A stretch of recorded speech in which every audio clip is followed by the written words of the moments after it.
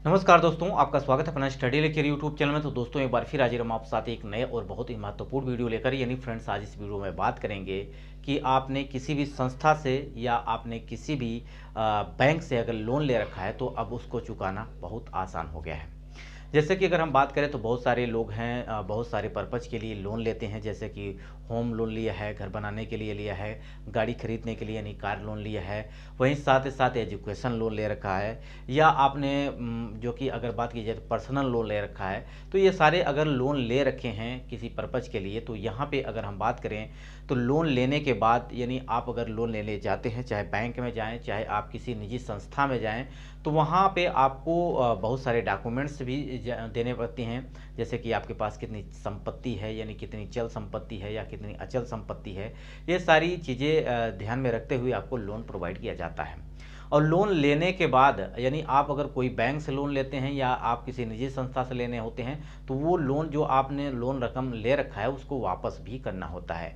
किसी भी स्थिति में आप इससे बच नहीं सकते हैं। यानी आप अगर लोन लिए हैं तो उसको आपको लोन देना भी होगा, बशर्ते अगर सरकार की कोई पॉलिसी ऐसी आती है जिसमें आपके लोन माफ़ भी किए जाते हैं, वो भी छोटे मोटे रकम, जैसे कि किसानी के लिए।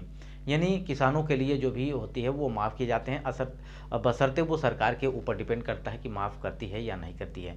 लेकिन आपने किसी प्रकार जैसे होम लोन ले रखा है, एजुकेशन लोन ले रखा है, वहीं आपने किसी प्रकार का कार लोन ले रखा है, तो इस प्रकार के लोन जो कि माफ़ नहीं किए जाते। अब इसको जमा ही करना है। अगर जमा करना है, अगर मान लीजिए कि आपके साथ ऐसी घटना घट जाती है कि आपने लोन ले रखा है और लोन लेने के बाद आप ही इस दुनिया में नहीं रहें, तो ये लोन कौन जमा करेगा? अब लोन तो जमा करना है, लोन से आप बच नहीं सकते हैं। इसका मतलब यह है कि आपके परिवार वालों को लोन जमा करना पड़ेगा।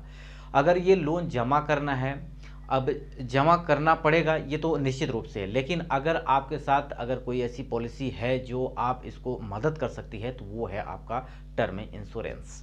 यानी टर्म इंश्योरेंस की अगर बात करें तो यहाँ टर्म इंश्योरेंस का मतलब ये हो गया कि आपकी कुछ अवधि के लिए आपके जीवन अगर नहीं रहता है, यानी आप उस दुनिया में नहीं रहते हैं, उस दौरान आपको रिकवरी दी जाएगी, यानी फाइनेंशियल आपको स्टेबल बनाया जाएगा। अब इसका मतलब ये हो गया कि आपने अगर छोटा प्लान लिया है, छोटे समय के लिए लिया है, तो वो आपको डिपेंड करता है कि किस प्रकार के आपने लोन ले रखा है। जैसे आपने बड़ा लोन ले रखा है, यानी उसकी जो कि आपकी अगर बात करें जमा करने की अवधि लंबी है, तो उस दौरान उसी समय आपको जो टर्म इंश्योरेंस ले रहे हैं ना, उसी दौरान उसी अवधि तक आप लें। यानी अगर उस अवधि तक लेते हैं और उसी अवधि के दौरान आपको ऐसा कुछ हो जाता है, जैसे कि आपके साथ कोई एक्सीडेंट हो जाता है या कोई ऐसी घटना घट जाती है जिससे आप इस दुनिया में नहीं हैं, तो वो आपका टर्म इंश्योरेंस जो है वो आपके जो कि आपके न रहने पर दिया जाता है। उससे जो आपको रकम यानी जो पैसे मिलेंगे, उससे आपके लोन को भी भरा जा सकता है। यानी आपके फैमिली के स्टेबल करने के लिए जो टर्म इंश्योरेंस है वो आपको बहुत ही हेल्प करने वाला है। तो आप जिसने अभी तक लोन ले रखा है उनकी बात करें तो वो भी अभी टर्म इंश्योरेंस ले सकते हैं। साथ ही साथ अगर आपने लोन लेने का प्लान बनाया है, तो ये सबसे महत्वपूर्ण चीज़ हो जाती है कि आप टर्म इंश्योरेंस ज़रूर लें। टर्म इंश्योरेंस लेने से आपको कई फ़ायदे हैं।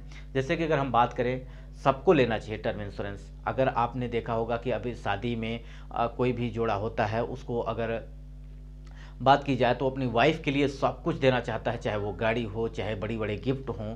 तो इसके दौरान आपको सबसे पहली चीज़ें क्या देना है? टर्म इंश्योरेंस कराइए।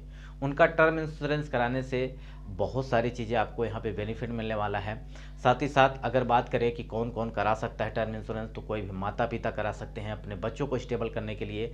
अभी आपने देखा होगा कि जो कि पिछले साल अगर हम बात करें तो कोरोना महामारी आई थी। इस कोरोना महामारी के दौरान बहुत सारे ऐसे लोग हैं जो कि बच्चे जो कि अनाथ हो गए थे, उनके माता पिता दोनों ही तो इस दुनिया में नहीं रहे।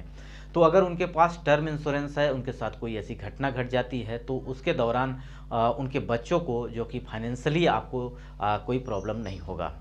तो सबसे पहले आपने समझ लिया होगा कि अगर लोन ले रखा है, लोन लेने की तैयारी कर रहे हैं, तो वहाँ पे आपको क्या करना है, जितनी अवधि के लिए यानी जितना लंबा लोन ले रहे हो उतने अवधि उतने लंबे समय के लिए आप टर्म इंश्योरेंस लें, क्योंकि उसके दौरान जो भी पैसा आपको मिलेगा वो आपको वहाँ पे जमा भी कर सकते हैं। यानी आपको जो भी लोन ले रखा है वो आपको अदा भी कर सकते हैं।